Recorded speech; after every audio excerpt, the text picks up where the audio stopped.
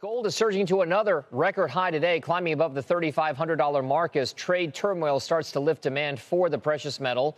That's pushed the Van Eck Vectors Gold Miners ETF up nearly 4% so far this week.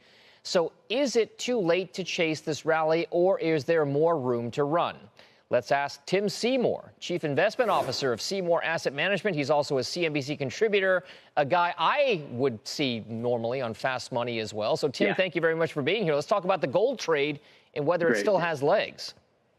I think it does. The outperformance of the miners to the metal is something that really only started in earnest in 2025. It's now a 40% outperformance year to date after underperforming by 40% in what has been a 20-year rally in gold. I don't think that some of the current politics, dynamics, even concerns around inflation, stagflation are the reason that gold is doing what it's doing. And I think some of the same trends of the last 15 to 20 years are alive and well. Central banks are buying. They're the largest element of the demand in gold. I think that diversification exists.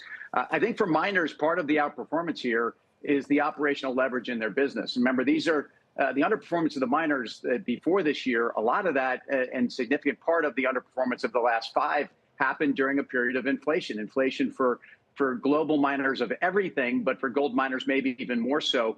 Cost inflation, that has turned around. So that operational leverage is in the business. If you look at Agnico Eagle, which is one of the larger positions in IDEVO, my international ETF, but there's a number of other gold miners where you've got free cash flow yields that are 7 to 10% and growing. They're paying down debt.